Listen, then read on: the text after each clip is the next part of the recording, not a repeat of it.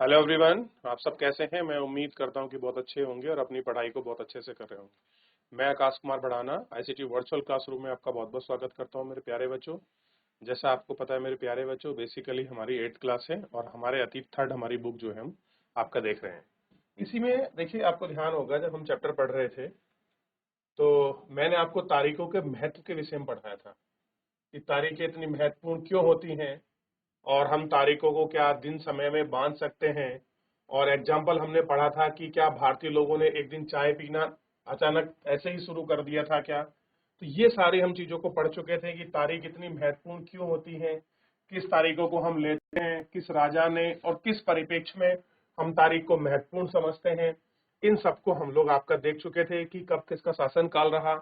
ये सारी चीजें हमने इसके अंतर्गत आपका पढ़ ली थी और मैंने आपको वारेन हेस्टिंग का जो ये इमेज था ये भी मैंने आपको दिखाया था। क्लियर है? इतना हम लोग आपके इसमें देखे थे। और अवधियों को तय कैसे की जाती हैं मैंने आपको ये भी बताया था और साथ में मैंने आपको ये भी बताने की कोशिश करी थी कि वह किस तरह से आ हिस्ट्री ऑफ ब्रिटिश इंडिया के तहत और जेम्स मिल ने भारतीय इतिहास को 3 भागों में आपका बांट दिया था। क्लियर है? आपको याद होगा, एक पता था आपको हिंदू और दूसरा मुस्लिम और तीसरा ब्रिटिश।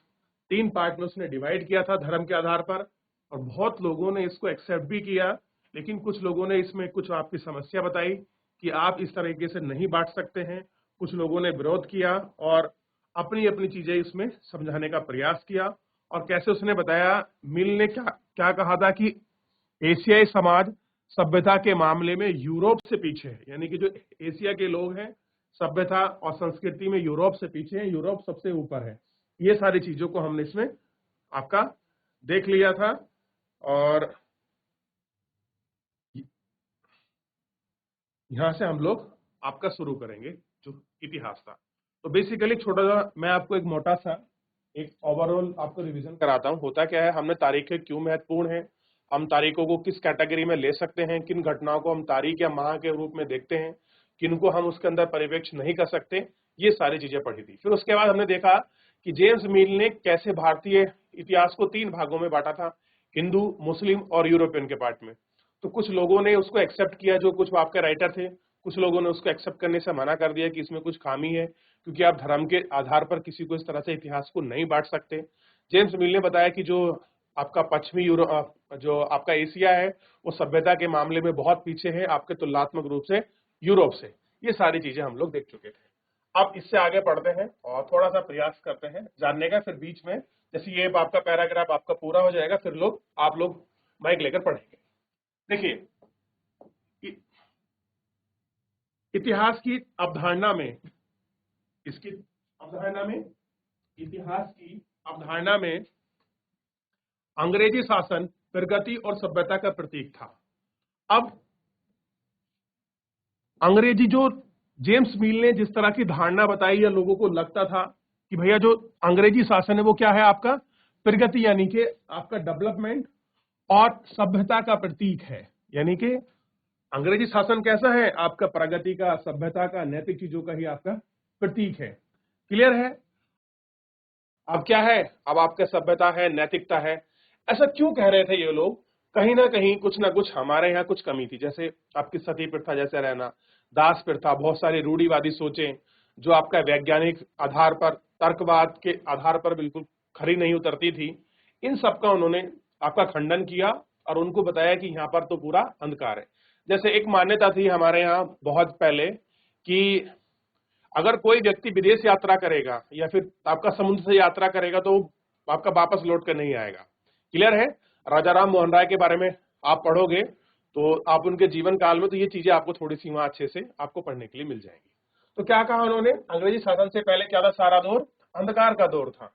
क्या इस तरह की धारणा को स्वीकार किया जा सकता है? आप बताइए, अगर अंग्रेज शासन के जो लोग हैं वो क्या लिख रहे हैं भारत के बारे में कि सारा अंधकार का दौर था, और क्या आप इसको एक्सेप्ट करोगे? तो नहीं कर सकते। लास्ट में प्रश्न चिन्ह आपका चिन्ह लगाया है कि क्या आप इसको एक्सेप्ट करना चाहेंगे या नहीं। तो नहीं। इतिहास के किसी भी दौर को, ध्यान दीजिए, दौर का मतलब होता है कोई भी समय, कोई भी ऐसा टाइम पीरियड रहा हो, हिंदू या मुसलमान दौर कहा जा सकता है। अब आप किसी भी दौर को ये कह देंगे कि ये आपका हिंदू का दौर है, ये आपका मुस्लिम का दौर है, क्या ऐसा कहना उचित है?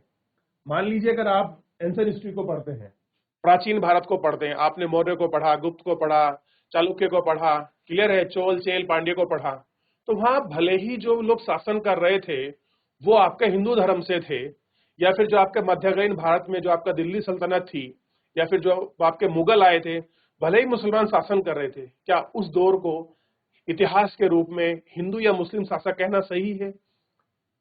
क्या इन सारे दौर में कई तरह के धर्म एक साथ नहीं चल सकते थे? कह रहे केवल ऐसा नहीं था कि एक ही धर्म चल रहा है, क्या और कोई धर्म एक साथ नहीं चल सकते थे? किसी युग को केवल उसी समय के शासक के धर्म के हिसाब से तय करने की क्या जरूरत है? मान लीजिए अगर आपका मुस्लिम शासक है तो इस समय आपका मुस्लिम धर्म चल रहा होगा, या फिर वही दौर चल रहा होगा। हिंदू शासक है तो हिंदू शासक का दौर चल रहा होगा। क्या ऐसा करना, ऐसा बांटना, क्या ये जरूरी है? क्या ये सारी चीजें आपकी तय करते हैं? अगर आप किसी एक विशेष पर ही आधारित की चीजों को लेते हैं तो उस समय जो और संस्कृति और लोग आपके रह रहे थे तो कह देंगे कि औरों के जीवन और तौर तरीके का क्या नहीं था, कोई भी आपका महत्व नहीं था। हमें याद रखना चाहिए कि प्राचीन भारत में सारे शासक का भी एक धर्म नहीं था। कह रहे हमको ये भी चीज ध्यान देनी चाहिए, प्राचीन में जो आपके सारे शासक रहे हैं उनका भी एक धर्म नहीं था, यानी कि वो अलग अलग रिलीजन से बात कर रहे होंगे। क्लियर है? अब देखिए, अंग्रेजों द्वारा सुझाव गए वर्गीकरण से अलग हटकर भारतीय इतिहास को आमतौर पर कह रहे कि अगर आप थोड़ा सा उस नजरिए से अलग हटेंगे, कौन से नजरिए से? जिस तरह से जेम्स मिल ने भारतीय इतिहास को 3 भागों में बांटा है, हिंदू, मुस्लिम और आपका यूरोपियन को, उस नजरिए से थोड़ा सा हटिए आप, तो आपको क्या नजर आएगा कि आमतौर पर भारतीय इतिहास को हम कहां बांटे हैं? प्राचीन, मध्यकालीन और आधुनिक। हम इन 3 पढ़ते हैं और 3 ही हमारी बुक है हिस्ट्री की। भैया अगर आप लोग अब तो 12th आप जब पास कर जाएंगे, 12th कंपटीशन में आएंगे तो आपको मौका मिलेगा ना पढ़ने के लिए। ठीक है, हमारा अतीत मतलब पास्ट हो गया, नहीं प्राचीन चीजें होगी। मध्यकालीन मतलब जो आपका बीच का युग था, मॉडर्न मतलब जो आपका आधुनिकता का जो आपका समय आया। इस तरह से इतिहास को पढ़ते हैं ना आप। तो कह रहे ये तरीका ठीक लग रहा है, ना कि हिंदू, मुस्लिम और आपका यूरोपियन वाला। तो कह रहे हैं कि इस वर्गीकरण से कुछ हटकर भारतीय इतिहास को आमतौर पर प्राचीन, मध्य और आपका आधुनिक काल में बांटकर देख सकते हैं। इस विभाजन की अपनी समस्या है। कह रहे कि ये जो हमने डिस्ट्रीब्यूशन किया है इसकी भी क्या है? अपनी समस्या है। इतिहासकार को इन खंडों में बांटने की यह समझ भी पश्चिम से आई है। अब कह रहे हैं कि जिस तरह से हमने प्राचीन, मध्यकालीन और आधुनिक इतिहास को बांटा है, इसमें भी एक समस्या है। समस्या क्या है? ये हमारी विचारधारा नहीं है बांटने की, बल्कि जो आपके पश्चिमी है, जो आपके यूरोपियन देश के जो आपके राइटर हैं, लेखक हैं, जो आपके फिलोसोफर हैं, जो आपके विद हैं वहां के, उन लोगों के आधार पर ही हमने विचार लेकर इस तरह से इसको बांटा है, समझा है। क्या कह रहा है कि यह बांटने की समस्या भी कहां से आई है? पश्चिम से आई है। पश्चिम में आधुनिक काल को देखिए, यहाँ आधुनिकता का मतलब क्या है ये समझाने की कोशिश करी गई है कि पश्चिम में देखिए, जब भी कभी इतिहास के परिप्रेक्ष्य में आप पढ़ रहे हो पश्चिमी सभ्यता, पश्चिमी समाज, पश्चिमी तौर तरीके या आपका पश्चिम में, तो इसका सिंपल सा मतलब होता है कि आप यूरोपियन कल्चर की बात कर रहे हैं, यूरोपियन कल्चर की संस्कृति की बात कर रहे हैं। जो आपके यूरोप महाद्वीप के जो देश हैं उन देशों के कल्चर की बात कर रहे हैं। England, great Britain, Japan, Germany, France, Italy, Austria, Hungary वगैरह के जो पूरी ये सभ्यता है, इसके आपके समाज की बात कर रहे हैं। क्लियर है? इतना ध्यान दीजिए। अब देखिए, आधुनिक काल को क्या बताया उन्होंने? विज्ञान, तर्क, लोकतंत्र, मुक्ति और समानता जैसी आधुनिक ताकतों के विकास का युग माना जाता है।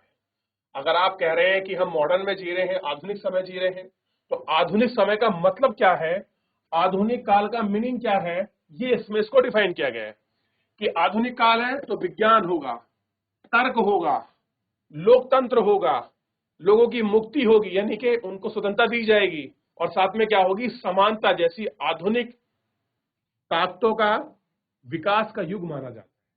अब आप थोड़ा सा प्राचीन समय में चलिए, अगर आप एक छोटा सा एग्जांपल देता हूं मैं आपको, सती प्रथा। सती प्रथा के बारे में आप लोगों ने पढ़ा होगा, ठीक है? अच्छा चलो, आपको एक छोटा सा मेरा होमवर्क है, आप लोग घर से करके आइए। भारत की पहली महिला डॉक्टर कौन थी?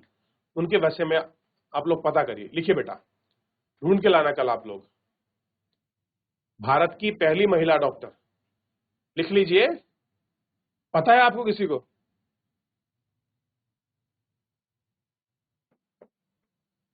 थोड़ा आप उनकी जीवन परिचय के बारे में पढ़िए, मैं इसलिए कह रहा हूं तो आपको कुछ समझ आएगा।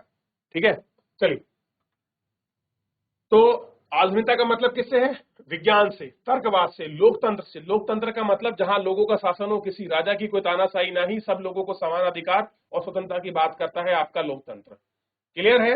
आइए, कह रहे हैं कि उनके लिए मध्यकालीन समाज, किसकी बात कर रहा है? उनके लिए मध्यकालीन समाज वे समाज था जहां आधुनिक समाज की विशेषताएं नहीं थी। मध्यकालीन को क्या बोल दिया? जो आधुनिक काल की विशेषता यहाँ नहीं थी, यानी कि यहाँ विज्ञानवाद नहीं था, यहाँ तर्कवाद नहीं था, यहाँ लोकतंत्र नहीं था, यहाँ स्वतंत्रता नहीं थी, यहाँ समानता नहीं थी, इसलिए इसको क्या बोल दिया? मध्यकालीन, यानी कि मिडाइवल बोल दिया इसको। क्लियर है इतना? चलिए, क्या आपने अध्ययन के लिए आधुनिक की इस अवधारणा को बिना सोचे समझे अपना सकते हैं? कह रहे हैं कि जैसा कि आप किताबों में देखेंगे कि अंग्रेजी शासन के लोगों के पास समानता, स्वतंत्रता, मुक्ति नहीं थी। ये आर्थिक विकास की प्रगति का दौर था। बहुत सारे इतिहासकार इस युग को औपनिवेशिक युग कहते हैं। कह रहे हैं कि बहुत सारे जो इतिहासकार हैं वो क्या बोलते हैं? इस युग को औपनिवेशिक युग कहते हैं। कह रहे जो आधुनिक युग है इसको क्या बोल दिया? औपनिवेशिक युग। अब हम इसको समझेंगे कि आपका कॉलोनिज्म क्या होता है, उपनिवेशवाद क्या होता है। आपने बहुत बार पढ़ा था कि अंग्रेजों ने भारत को अपना क्या बनाया? उपनिवेश बनाया। ये भारत अंग्रेजों का आपका उपनिवेश था। तो इस उपनिवेश शब्द की जो आपकी शब्दावलियां है, इसका हम लोग अर्थ जानने का आपका प्रयास करेंगे। ठीक है, चलिए।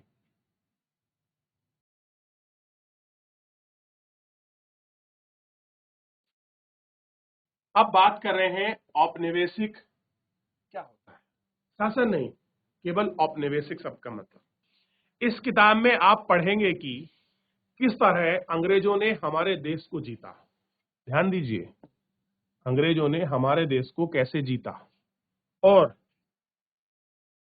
स्थानीय नवाब और राजाओं को दबाकर अपना शासन कैसे स्थापित किया। दो चीज सामने आ गई। पहला क्या था? अंग्रेजों ने हमारे देश को कैसे जीता, पहला। दूसरा क्या है कि जो भी स्थानीय नवाब थे और राजाओं को दबाकर अपना शासन स्थापित कैसे किया। बंगाल के नवाब को कैसे हटाया, अवध के नवाब को कैसे हटाया, हैदराबाद के निजाम को कैसे हटाया, टीपू हैदर अली सुल्तान को कैसे हटाया, मराठाओं को कैसे हटाया, पंजाब में कैसे अपना शासन किया। कहीं राजा कहीं नवाब शासन कर रहे थे ना, उनको कैसे स्थापित किया, कैसे दबाकर अपना शासन स्थापित किया। इन सब के बारे में हम लोग यहाँ पढ़ेंगे। क्लियर है? चलिए, आप देखेंगे कि किस तरह से उन्हें आर्थिक व सामाजिक समाज पर नियंत्रण स्थापित किया, कि कैसे उन्होंने अर्थव्यवस्था और समाज पर अपना नियंत्रण किया। इन्होंने, अंग्रेजों ने अपने सारे खर्चों को निपटाने के लिए राजस्व वसूल किया। राजस्व का मतलब जानते हो? ये बार बार आपको सब परेशान करेगा। और राजस्व को हिंदी में लिख लीजिए कर। क्या लिख लीजिए? कर। राजस्व को हम कहते हैं कर। और राजस्व वो है जो आपका जो है फसलों से लिया जाएगा। क्लियर? उसको क्या कहा गया? राजस्व कहा गया, कर कहा गया। तो इन्होंने अपने खर्चों निपटाने के लिए, उनको पैसा चाहिए था, वो कहां से इंतजाम कर रहे थे पैसा? तो वो सब लोग आपका राजस्व पर ही आपका डिपेंडेंट थे। कौन? अंग्रेज। अपनी जरूरतों की चीजों की सस्ती कीमत पर खरीद, जो चीज चाहिए उनको वो सस्ती कीमत पर खरीदते थे। निर्यात के लिए महत्वपूर्ण फसलों की खेती करवाई जाती थी। जिन चीजों को उनको बाहर विदेश में बेचना है, यूरोप में बेचना है, वो लोग उनकी क्या करवाते थे? आपका अपनी खेती करवाते थे। आपने सुना है नील की इन्होंने जबरदस्ती बंगाल में, बिहार में, उड़ीसा में, संयुक्त प्रांत में क्या कराई? जबरदस्ती नील की खेती कराई। क्लियर है? बंगाल में, उड़ीसा में, इन सब जगह, और आपके तमिलनाडु वगैरह वहां क्या कराया? आपका पटसन सूत उगाया। क्यों? केरल, तमिलनाडु में चाय, कॉफी, रबड़ के बागान लगाए, क्योंकि जिस तरह की डिमांड थी उन्होंने उस चीज को भारत में उपजाया और उसका बाहर देशों में आपका निर्यात करने की कोशिश की। क्लियर है? इन सारी कोशिशों के कारण क्या बदलाव आया? कह रहे जिस तरह से ये सारे कोशिश कर रहे थे, इन कोशिश करने से कुछ आपका बदलाव आया, कुछ चेंजेस आया। आप ये भी जानेंगे कि ब्रिटिश शासन के कारण यह मूल मूल मूल्य मान्यताओं और पसंद नापसंद, रीति रिवाज, तौर तरीकों में क्या बदलाव आया। अब यहां मेन क्या हो रहा है, थोड़ा सा आप समझेंगे। जो आपका मूल्य मान्यता है, आपका पसंद और जो आपका नापसंद है, और साथ में जो भी आपके रीति रिवाज, आप कल्चर हैं, कैसे जीवन जी रहे हैं, और आपके तौर तरीके क्या हैं, इन सब में क्या आएगा, आपका बदलाव आया, इनमें कुछ चेंजेस आया। क्लियर है? और जब एक देश पर दूसरे देश के दबदबे से इस तरह का राजनीतिक, आर्थिक, सामाजिक और सांस्कृतिक बदलाव आता है, यानी कि जब किसी देश के दबाव में या दबदबे से आपका कहीं आपका पॉलिटिकल, इकोनॉमिकल, सोशल और आपका कल्चरल अगर आपका चेंज आ जाए, उसी को कहा जाता है, इस पूरी प्रक्रिया को, इस पूरे प्रोसेस को एक ही नाम देते हैं हमारे इतिहासकार, वो क्या है, उपनिवेशीकरण।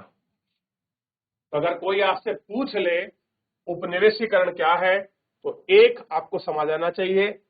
इस तरह से यहां डेफिनेशन के रूप में यहां से शुरू करेंगे और यहां तक आप इसको लिख सकते हैं कि जब एक देश पर दूसरे देश के दबदबे से किस तरह के राजनीतिक, आर्थिक, सामाजिक परिवर्तन या बदलाव आते हैं, उसको उपनिवेशीकरण कहा जाता है।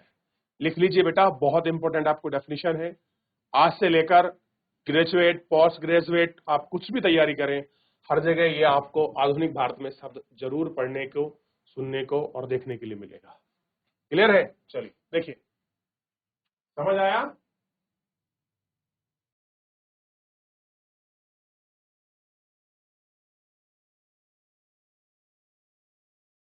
चलिए आगे बढ़ते हैं। लेकिन जल्द ही आप ये समझ जाएंगे कि सारे वर्ग और सारे समूह इन बदलावों को एक ही ढंग से अनुभव नहीं करते। यानी कि जितने भी भारत में समूह थे, वर्ग थे, व्यापारी वर्ग, किसान वर्ग, मजदूर वर्ग, सब लोगों ने एक साथ इसको आपका फील नहीं किया, एक साथ आपने इनको आपका नहीं देखा। सबने अलग अलग तरीके से इसको देखने का आपका प्रयास किया है। कह रहे कि किताब को हम अतीत यानी कि अतीत पर केंद्रित नाम से देखते हैं, और हम किस तरह से हम यह आपका जानते हैं। भारतीय इतिहास के पिछले 250 सालों का इतिहास लिखने के लिए इतिहासकार स्वतंत्र रूप से इस्तेमाल करते थे कि आज से 200 साल पहले का जो इतिहास है, किस तरीके से लिखा गया है, क्या उसका परिप्रेक्ष्य रहा है, क्या चीजें हैं, इस पर थोड़ा सा हम लोग बात करेंगे। कह रहे हैं कि प्रशासन अभिलेख का तैयार करना, अब ये यहां से आपका चेंज हो गया है, उपनिवेश खत्म हो गया है, एक नया दौर है कि किस तरह से इतिहास को लिखा जाता है, कैसे स्रोत, कैसे रिकॉर्ड आपके तैयार किए जाते हैं, उस पर हम लोग बात करेंगे। आप देखते हैं कि 60 साल पुराना कोई आपको पेपर निकालना हो, जमीन का, प्रॉपर्टी का, किसी तरह का, वो सब सेफ रखा है सरकार के पास। तो आखिर में रिकॉर्ड रखने का दौर कैसे शुरू हुआ था, इस पर थोड़ी सी हम लोग आपको चर्चा करने जा रहे हैं। ध्यान दीजिए।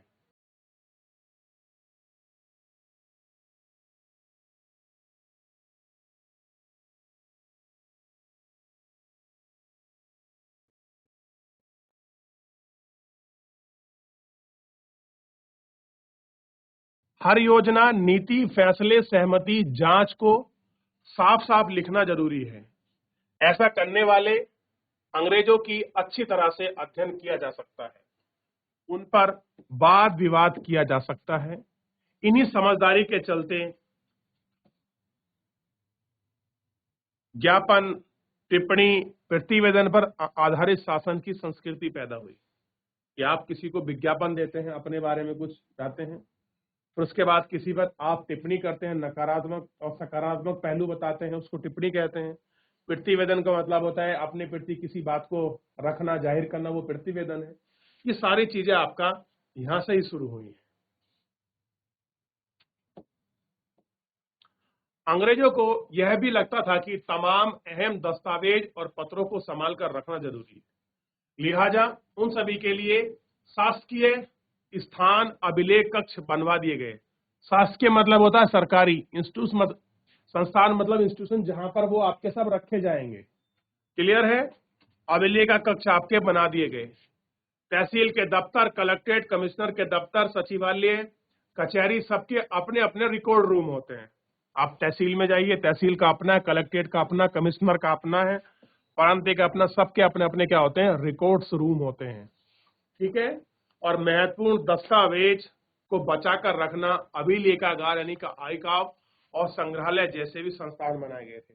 आपने कुछ किया है उसको आपको सेफ रखना है ताकि भविष्य की पीढ़ी उसको उपयोग कर सके, उसको पढ़ सके, देख सके, उनके बारे में जांच पड़ताल कर सके। 19वीं शताब्दी की शुरुआत में 90th सेंचुरी की बात कर रहा है। शुरुआत में प्रशासन की एक शाखा से दूसरी शाखा को पत्र और ज्ञापनों को यानी कि विज्ञापनों को आप अभिलेख में देख सकते हैं। वहां आप जिला अधिकारी द्वारा तैयार किए गए नोट्स और रिपोर्ट पढ़ सकते हैं। ऊपर बैठे अफसरों द्वारा प्रांतीय अधिकारी को भेजे गए निर्देश और सुझाव देख सकते हैं। 19वीं सदी की शुरुआत के सालों में ही इन दस्तावेज को सावधानी पूर्वक आपके नकलें जो थी बनाई गई थी। नकले का मतलब होता है कॉपी। अगर कोई नकल कोई किसी चीज को भेजा है वो आप उनको दूसरा भेज सकते हैं। ये है आपका रिकॉर्ड रूम। तो भारतीय राष्ट्रीय अभिलेखागार 1920 के दशक में बनाया गया था। नई दिल्ली का निर्माण हुआ तो राष्ट्रीय संग्रहालय, राष्ट्रीय अभिलेखागार दोनों ही वायसराय के निवास के नजदीक बनाए गए। इससे पता चलता है कि अंग्रेजों की सोच संस्थानों के बारे में कितना भारा जो है मतलब कम महत्व रखती थी। तो आप इसको देखेंगे तो समझ आएगा कि अंग्रेजों के लिए वैसी महत्वता कैसी थी। क्लियर है? चलिए, तो मेरे प्यारे बच्चों, रिकॉर्ड्स रूम और तारीखों के बारे में महत्व, औपनिवेशिक काल का मतलब क्या है, किसी के दबदबा के वजह से आपका पूरा सोशल, इकोनॉमिकल, पॉलिटिकल जो आपके चेंजेस होते हैं उसी के रूप में देखते हैं। फिलहाल मेरे प्यारे बच्चों, आज के इस लेक्चर में इतना ही। आप लोग घर जाकर चैप्टर को अच्छे से पढ़िए, रिवीजन करिए। कोई डाउट, कोई क्वेरी रहते हैं मुझसे पूछ लीजिए। फिलहाल आज के लिए इतना ही। धन्यवाद।